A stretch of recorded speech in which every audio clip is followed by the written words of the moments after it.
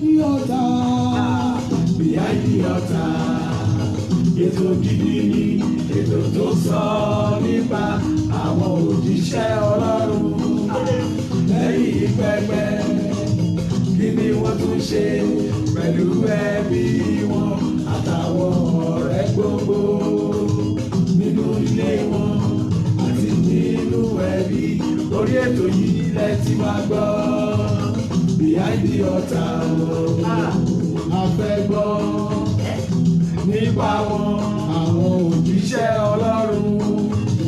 Lẹ́yìn pẹpẹ, behind the altar. Ọlájídé Ibrahim sọ fún wa ohun tí wọ́n ṣe lẹ́yìn pẹpẹ àwọn òjíṣẹ́ Ọlọ́run behind the altar. Tọ̀sẹ̀ yìí ó àjọ máa gbọ́ ní òní ṣáláì gbọ́ o. Behind the altar, behind the altar, behind the altar. Agboolé ìgbàgbọ́ Sobi 101.9 FM náà la kalẹ̀ sí bàbí báyìí láago 7 talẹ́ tòní tí ṣe ọjọ́ àìkú níbi tá a ti máa fa ìkú báyìí tá a máa ti fi dẹ́gbẹ̀ra. Adúpẹ́ o, a gbé Ọlọ́run ga. Òní ni ọjọ́ 19 nínú oṣù keje ọdún 2020.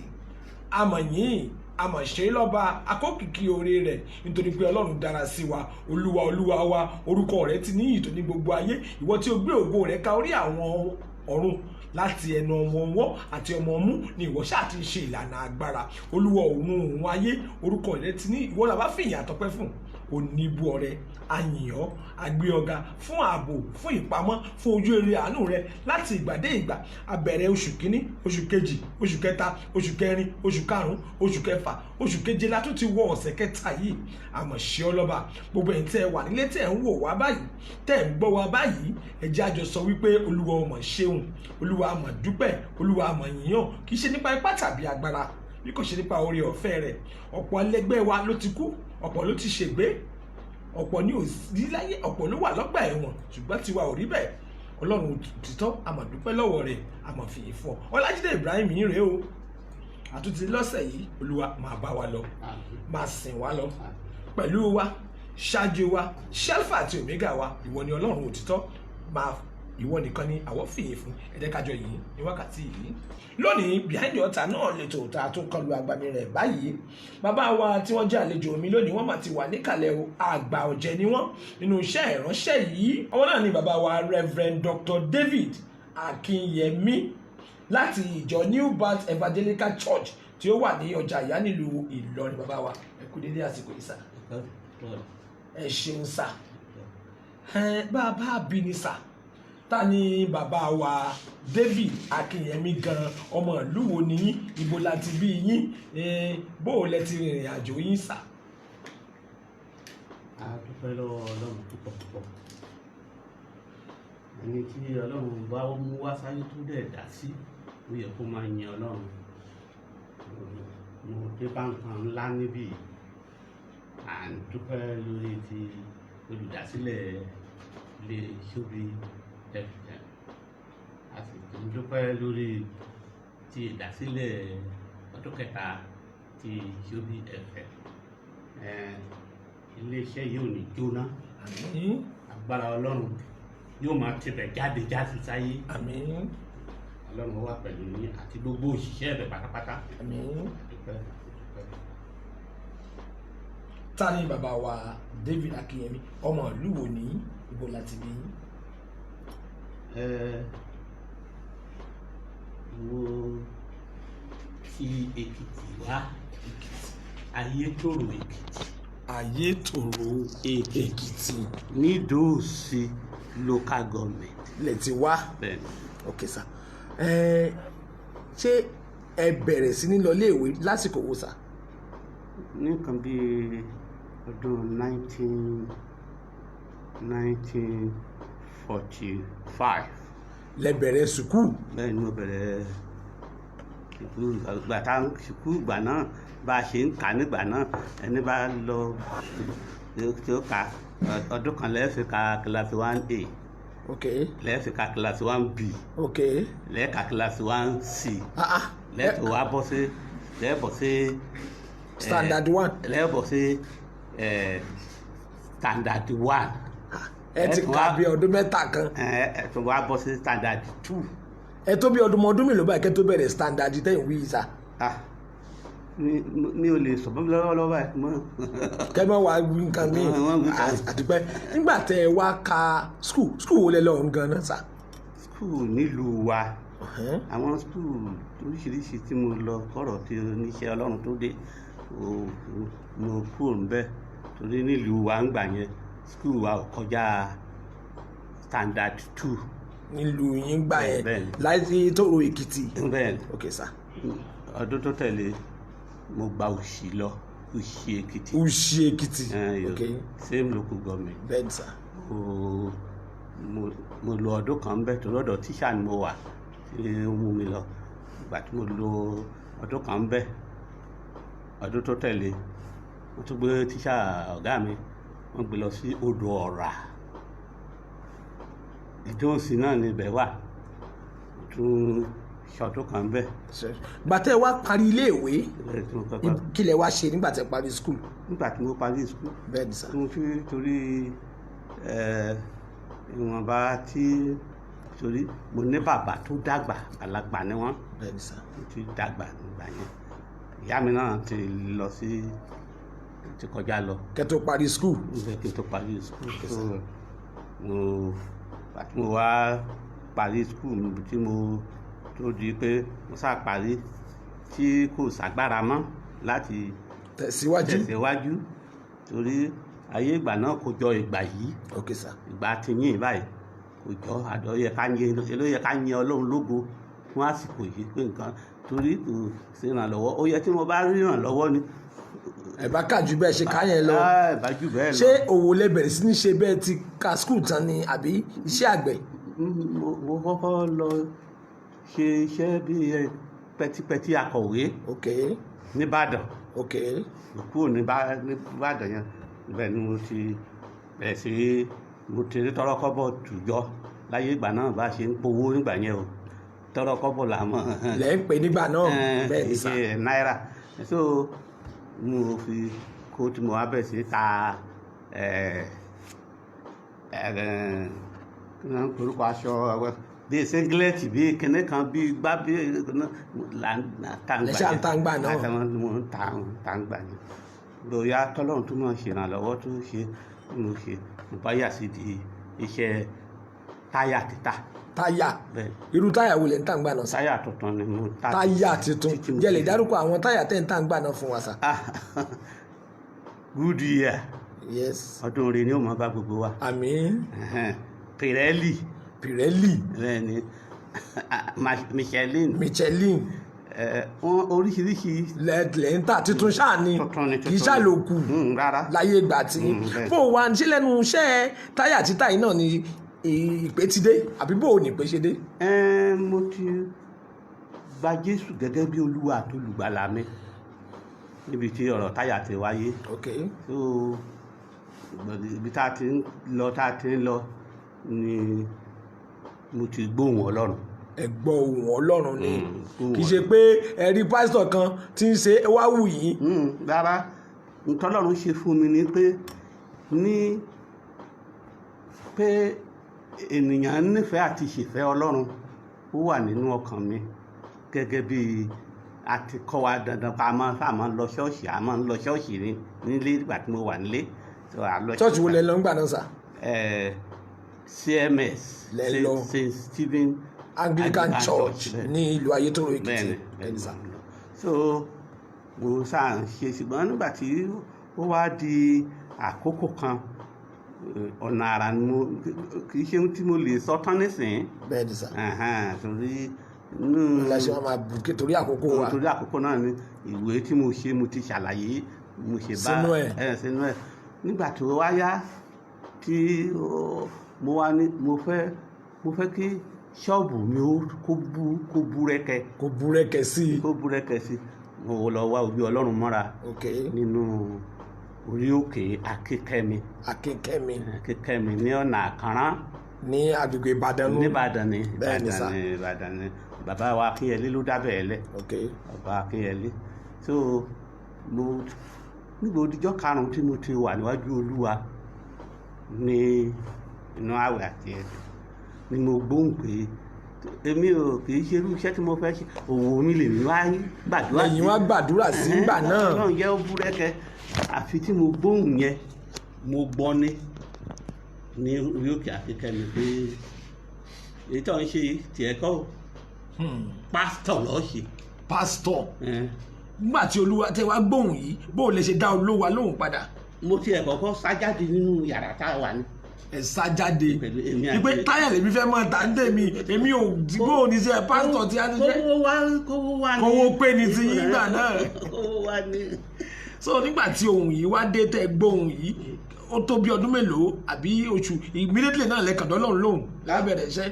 àlọ́ ó di wàhálà èmi èèyàn ò lè bọ́ lọ́hùn fa wàhálà ó jáde. bẹ́ẹ̀ni. àṣà ń fà á ó tó ọdún méjì. kẹ́ tó gbà pé ẹ ṣiṣẹ́ pásítọ̀. mo láti gbọ́ kán ohun àtẹ̀ránṣẹ́ tí àwọn àgbà ránṣẹ́ sí mi pé bó o bá dáhùn gbèsè lọ́ọ́ máa jẹun. nínú iṣẹ́ tẹ́ ẹ bá ń ṣe. Olúwa o ìpè yẹn. ìyẹn ló dá ó bá èmi tí mo ọ̀tọ̀ ni mo wá. ọ̀tọ̀ nìkan tẹ́ rí yìí. ọ̀tọ̀ ni mo tún bá. lẹ́yìn ọdún méjì tí ẹ ti wá gba iṣẹ́ tẹ́ wá padà gbà pé Ọlọ́run inú ìjọ wo lẹ ti wá kọ́kọ́ ṣe pásítọ̀. mi wá padà tí mo gbà báyìí mo kàn gbà fúnra mi ni mi ti sọ pé màá ṣiṣẹ́. ẹ ti gbà kí ló dé tẹ́ fi wò pé iṣẹ́ pásítọ̀ ńgbà náà kò yẹ kẹ́ ṣe. ṣebí ènìyàn ni mí. bẹ́ẹ̀ni sá. ènìyàn ni mí iṣẹ́ pásítọ̀ mo rí dáwọn pásítọ̀ ti ṣe oníjẹ́ káwọn ọmọ ìsìn máa sáré àṣà forí kọ́gi torí pé à ń gbà báyìí kí nǹkan dẹ̀ búrẹ́kẹ́ ni wọ́n retí à ń rí báwọn tí ṣe pásítọ̀ ti ṣe nígbà náà kẹlòmíì tó jẹun nìkan wàhálà ni kẹwù rẹ̀ tó dáa wàhálà ni ọ̀ràn ni. àmọ́ nínú iṣẹ́ táyà àti nǹkan kan tẹ́ ń ta owó ń wọlé. à ń rí kan tó ń ṣe. ẹ̀ sì rọwọ́ tì bẹ́nu. torí ìgbà tí mo sọ fún àwọn òbí mi àtẹ̀gbọ́n mi pé iṣẹ́ báyìí lọ́lọ́run ní kí n lọ ṣe ẹlòmíì ti ẹ̀kọ́ mi lẹ̀. òrìṣẹ́ mi tọ́ ṣe láyé. àfi pátọ̀. mo fa ọ̀rọ̀. nígbà tẹ́ wá gbà bó lẹ ṣe bẹ̀rẹ̀ iṣẹ́ òun gangan. ní Redeemed Christian Church of God. ẹ ti kọ́kọ́ ṣe pásítọ̀. mo ti kọ́kọ́ gbà á mo ti gbà pé màá ṣe wọ́n rán mi lọ sílé ẹ̀kọ́. kẹ́kọ̀ọ́ mo ṣe bẹ́ẹ̀. ǹjẹ́ lè rántí àkókò tí ẹ jọ bẹ̀rẹ̀ iṣẹ́ ìránṣẹ́ ní Redeemed Christian Church of God yìí sà? ní 1971 mo bẹ̀rẹ̀ full time. lẹ bẹ̀rẹ̀ full time. ìjọ wo lẹ ti kọ́kọ́ ṣiṣẹ́ nígbà náà sà? à ń ṣe kiri ní iṣẹ́ ìdẹ̀ mọ̀ pé ọmọdé gbogbo ti ta ni. ṣé nígbàdàn náà nígbà náà? Ìbàdàn náà ni. lẹ ti bẹ̀rẹ̀ iṣẹ́ pásítọ̀. mi bẹ̀rẹ̀ iṣẹ́ pásítọ̀ iṣẹ́ evangelism là ń bá kiri lọ Ọ̀yọ́ Lágúnpópó ní gbogbo bẹ́ẹ̀ gbogbo à ń lọ àti ó dẹ̀ tàsìkò tí ó yá torí táìmù mo gbà pé màá ṣe kúrúlé ní bàbá wa alákòóso ìgbà náà of blessed memory. ta ni bàbá yẹn nígbà náà? Reverend Josiah Akindoliẹ ni wọ́n jẹ́ ìgbà náà but nígbà tó yá wọ́n wá gẹ́ẹ̀tì orúkọ Akíndayọ̀mí. bàbá Akíndayọ̀mí bàbá àgbà nìyẹn tá bá sọ̀rọ̀ Redeemed Christian Church of God lónìí kò sí bá a ṣe fẹ́ yọ bàbá Akíndayọ̀mí kúrò nínú rẹ̀. bẹ́ẹ̀ni kò sí. ẹ mọ̀ bàbá Akíndayọ̀mí dáadáa lẹ sọ báyìí. dáadáa òun ló ta òróró sí mi lórí. bàbá Akíndayọ̀mí ló ta òróró lé yín lórí. mo rò pé ẹ̀yin kan gbọ́ bá wípé kì í ṣe pé àkàn kù gìrì wọnú iṣẹ́ ìránṣẹ́ àgbà wòlíì kan àgbà pásítọ̀ kan wọ́n gbọ́dọ̀ ta òróró lé yín lórí kan fún yín ní àṣẹ láti máa ṣiṣẹ́ nìṣó láti gbàtẹ́ tí wá di láti 1971 bàbá kalẹ̀ ní èjì báyìí ọdún tí bàbá yóò mọ̀ pé bí 50 ọdún nípa oore ọ̀fẹ́ Ọlọ́run 50 ọdún náà yóò sì bá wa láyọ̀ àti àlàáfíà. ẹ bá wá bojú ẹ̀yìn báyìí tẹ́ ẹ wò pé iṣẹ́ ìránṣẹ́ yìí ṣé mo kí ló dé tí mo fi gbà á ǹjẹ́ ẹ lè wò bẹ́ẹ̀ sà? mi kábàámọ̀ kábàámọ̀ mi ṣé kábàámọ̀ bẹ́ẹ̀ ṣe bẹ̀rẹ̀ iṣẹ́ pásítọ̀ náà lè bá ju iṣẹ́ táyà títà lẹ̀. ṣọ́ọ̀bù mi nìbàdàn ó lákọ̀wé tí mo gbà síbẹ̀ tí mo ń sanwó fún tí òun ní sanwó tó wá fún mi ọ̀rọ̀ tó pọ̀ ni. ẹ̀yin èèyàn wà nílé Sobi 101.9 FM náà láwa yìí ẹ máa wo orí Facebook Sobi 101.9 FM ẹ máa wò wá kétékété ní báyìí ó tó àkókò báyìí láti tẹ̀ wá láago kẹ́ béèrè nǹkan kan lọ́wọ́ bàbá àbí kẹ́ sọ kíní kan tẹ́ ẹ mọ̀ nípa wọn bẹ́ẹ̀ ṣe mọ̀ wọ́n sí 070-8850-7888 070-885-07-888 tàbí 080-51-899-241 080-51-899-241 070-885-07-888 Sobi 101.9 FM náà láwà behind the altar náà lè tó bàbá wa ǹjẹ́ ẹ̀tì ẹ̀ máa ráyè sinmi hello ẹ kú rọ̀lẹ́ o níbo lẹ ti ń pè wá adúpẹ́ sà orúkọ yín sà Joseph Ajadi yes sà ọmọ ìjọ New Bat lẹ́yìn náà yes sir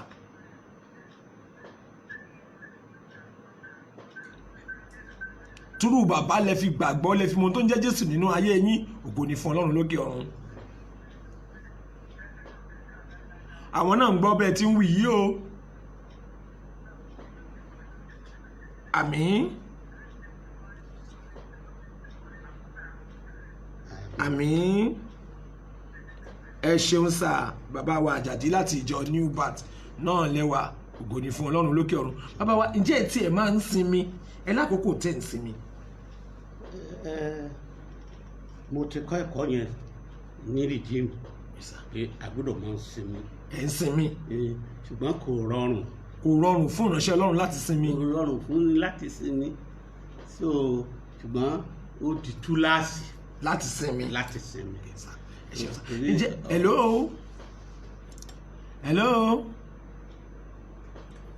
òrèbété ẹni ó di túláàsì fún yín láti ǹjẹ́ ní àkókò tẹ̀yìn àti mọ́mì àti àwọn ọmọ tí ẹ̀ ń jókòó tàkùrọ̀sọ nínú ilé gẹ́gẹ́ bí ìdílé. yẹ púpọ̀ gbogbo àwọn ọmọ tí Ọlọ́run fún mi gbogbo kálukú ló mọ̀ nípa Ọlọ́run èyí tó ti di pásítọ̀ tó sì wà nínú iṣẹ́ ìránṣẹ́ náà so èké olùkálùkù ti wà tó wà nílé ọkọ wà ní gbogbo. hello ó mà rè bété 070-8850-7888 080-51-899-241 080-51-899-241 hello ẹ kúrọ̀lẹ́ o ẹni ẹ máa ẹ kúrọ̀lẹ́ o orúkọ yín bolẹ̀ tí ń pè wá o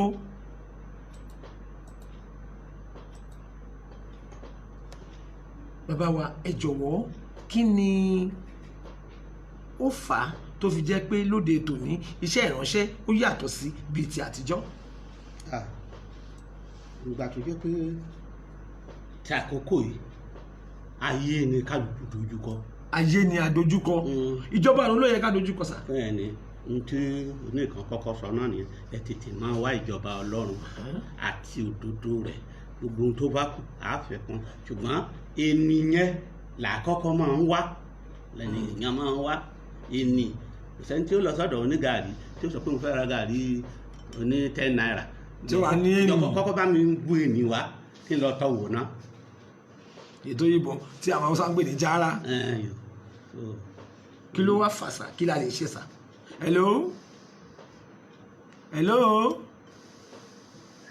ẹ kúrọ̀lẹ́ o orúkọ yín bolẹ̀ tí ń pè wá o Sobi 101.9 FM náà la wà behind the altar lito. hello bàbá wa ẹ jọ̀wọ́ ní àdúgbò yín sà kí ni ìbáṣepọ̀ tó wà láàrin ẹ̀yin àti àwọn aládùúgbò yín. bó bá ṣe pé mo mọ̀ pé mo bọ̀ bí àwọn tó máa ti sọ fún táwọn bá mọ̀ pé gan ẹni tó mú létí mi aláàjì mi ìyàwó rẹ̀ aláàjà mi àjọ kànga àdúgbò wa ṣọ́ọ̀ṣì wa ló kọ́kọ́ pè láti fi ṣèrànlọ́wọ́ níbẹ̀ fún aládùúgbò ó fi hàn wípé àyìn àti àdúgbò yín omi fi hàn ní lọ́jà àyà yẹn àwọn ará Niger gbogbo àwọn ará Èkó màlúù wọn máa ń pọnmi lọ́dọ̀ yín. Àwọn ọmọ ìjọ yín báwo ni wọ́n ṣe rí bàbá Akínyẹmí sí. Bàbá ni pẹ́ẹ́pẹ́ délé wa náà ní jẹ́ ń gbádùn grandpa ni wọ́n máa ń pè mí. grandpa ni wọ́n ń pè yín. ṣé nínú ìjọ yín ṣé àwọn ọmọ ìjọ yín wọ́n lè súnmọ́ yín kí wọ́n bá yín dọ̀wẹ́kẹ̀. ọ̀sùn tọ́fà Jésù Olúwa wa àtàwọn ọmọ ẹ̀yìn rẹ̀ wọn ò dá Jésù gan mọ̀ láàrin wọn. wọn dá Jésù mọ̀. bó ṣe yẹ kó rí láàrin wa nìyẹn. kí ni ìmọ̀ràn yín fún àwọn ọ̀dọ́ lóde tòní pàápàá jùlọ nínú iṣẹ́ ìránṣẹ́ yìí sà. àfi pé kálukú kó lẹ́yìn tó ti gba Jésù Olúwa tó lùgbàlà kó wá ní ìtẹ́lọ́rùn tọ́lọ́run bá fún kì í ṣe pé tọ́wọ́ mi ò bá ti tó màá fi gọ̀ǹgọ̀ fa kọ́mọ̀ṣù la fi ń ṣiṣẹ́ ìránṣẹ́. ẹ jọ sà ó tó bí ọdún mélòó tẹ́ ẹ fi sìn lábẹ́ iṣẹ́ ìránṣẹ́ ìjọ kan kẹ́ tó bẹ̀rẹ̀ ìjọ tiyín. ó ju ọdún mẹ́ta mo ti lọ kiri lọ. nǹkan tí mo ń béèrè ni pé ọdún mélòó tẹ́ fi ṣe pásítọ̀ káàkiri àwọn ìjọ kọ̀ọ̀kan kẹ́ tó wá bẹ̀rẹ̀ ìjọ tiyín tẹ́ pè ní New Birth yìí. ọdún mẹ́ta àdúlé. ó lé lè fi ṣàwọn iṣẹ́ yẹn gba ó lè bẹ̀rẹ̀ ìjọ New Birth. 1974. lẹ ti bẹ̀rẹ̀ ìjọ New Birth bó lẹ ti bẹ̀rẹ̀ ìjọ New Birth. Ìlọrin bí náà lẹ ti bẹ̀rẹ̀. ǹjẹ́ ẹ ṣe ìjọsìn gẹ́gẹ́ bí pásítọ̀ ní àwọn ìjọ kọ̀ọ̀kan ní Ìlọrin rí. mo ṣe ní ṣọ́ọ̀ṣì wa tó tọ́nà mẹ́ta àbí méjì. lọ́nà mẹ́ta àbí méjì jẹ́ lè rántí àwọn ìjọ yìí sà. ní àníjọ kan ní Lende. ní Kulende. àníkan ní Sawmill. ẹnìkan ní Sawmill nígbà náà. àní nìbàdàn. ẹni nìbàdàn. Olúwa máa ṣeun o. àní ní Iléṣà. ok Olúwa máa ṣeun o. bàbá wa Reverend Dr. David Akínyẹmí láti ìjọ New Birth Evangelical Church tó wà ní agbègbè ọjà àyà nílùú Ìlọrin. ó ṣeé ṣe kí ẹ fẹ́ pè wọ́n ẹ pè wọ́n sẹ́rù ẹ̀rọ ìbánisọ̀rọ̀ 08033897063 08033897063 ẹ jẹ́ n tún pè lẹ́ẹ̀kan sí 08033897063 bó bá ṣe pé ẹ fẹ́ rí wọn ẹ dénú ìjọ wọn lọ́jọ́ Tuesday láago 5 ẹ bá wọn bẹ̀ ẹ bá débẹ̀ lọ́jọ́ Thursday láago 5 náà tí wọ́n ṣe àwọn ìsìn pàtàkì wọn ẹ bá wọn níbẹ̀ bákan náà lórúkọ ọ̀gá àgbà iléeṣẹ́ wa ní àti olùdásílẹ̀ náà là ń dúpẹ́ lọ́wọ́ yín bàbá wa wípé ẹ ṣe ẹ gbàdúrà fún wa láàrin ìṣẹ́jú kan ká tó máa lọ sàn. Ọlọ́run wa dúpẹ́ púpọ̀ ìfẹ́ rẹ sí ènìyàn ni pé kí gbogbo ènìyàn kó ní ìmọ́lẹ̀ tí ṣe ti Jésù àdúpẹ́ ìmọ́lẹ̀ sì ni ṣóbí ń gbé kiri. Ọlọ́run àánú mo gbàdúrà fún ilé iṣẹ́ yìí kó máa ròkè sí àmín kò ní lọọlẹ̀ àmín. Ọlọ́run agbára kágbára tó bá máa dojúkọ ilé iṣẹ́ yìí láti ibikíbi Ọlọ́run wa tẹ̀ mọ́lẹ̀ fún wa. àmín. àwọn òṣìṣẹ́ ẹbẹ̀ bá mi súre fún wọn o. àmín. ọ̀nà wọn kó máa la o. àmín. iṣẹ́ wọn kó máa ga sókè o. àmín. ọ̀tá ò ní baṣẹ́ jẹ́ mọ́ yín lọ́wọ́ o. àmín. bẹ́ẹ̀ ni yóò rí. àmín. tó gbàdúrà fún ọ̀gá wa Olújídé Ọlọ́run yóò gbàdúrà fẹ́yìn náà. àmín. yóò súre fún yín. àmín. lórúkọ Jésù Kristi. Olúwa wa ẹ gbàdúrà fún orílẹ̀-èdè pàápàá jùlọ lásìkò tí a wà nínú rẹ̀ tí rọ̀tìrọ̀tì dé lórílẹ̀-èdè yìí báyìí sà. orílẹ̀-èdè yìí òun la fi ṣiṣẹ́ ṣe ní chọ́ọ̀chì lónìí ọ̀rọ̀ kòró yìí kò sẹ́ni tó mọ̀ ti tẹ̀lé rárá kò sẹ́ni tó gbọ́kàn dédé bá wà ní àwọn àbúrò mi tí wọ́n wà nílùú ìbò gbogbo wọn lè wálé ètò ti múra kó fẹ́ wálé ní láti march kò lè wálé ṣùgbọ́n ọlọ́run àwa ń béèrè ìwọ tó lágbára láyé àti lọ́run tó sẹ́ni tó lè yẹ̀ ọ́ lọ́wọ́ wò ogun kòró yìí olúwa bá a ṣẹ́ wọlẹ̀ àmín lórúkọ jésù tó ju orúkọ gbogbo lọ oníhùnkóhun tá a bá ti béèrè lórúkọ rẹ lọ́dọ̀ bàbá ó ṣe ọlọ́run bá a fòpin sí olúwa àmín àwọn ìjọba wa lórúkọ jésù gbàdúrà fún wọn àmín súre fáṣáájú àmín súre fọmọ ẹ̀yìn àmín ọ̀gá wa ní stéètì olúwa bá a gbàdúrà fún wọn àmín jésù olúwa wa. àmín. ǹjẹ́ ibi tí a rí ètò behind the altar tòní máa rèé bàbá wa lẹ́ẹ̀kan sí àdúpẹ́ ẹ ṣeun iṣẹ́ ìránṣẹ́ yóò máa tẹ̀síwájú agbára ẹ̀mí gígùn àtọ́jọ́gbó olúwa yóò fi tẹ́yìn lọ́rùn nígbà tí a bá dé ìjọba rẹ̀ a ò ní di ẹni àwátì. Ọlájídé Ibrahim náà ni orúkọ tèmi títí di ọjọ́ mẹ́jọ tí a tún mú àlejò pàtàkì míì wá fún yín ní mo dágbére fún yín pé behind the altar láyọ̀ láyọ̀ làásọ̀.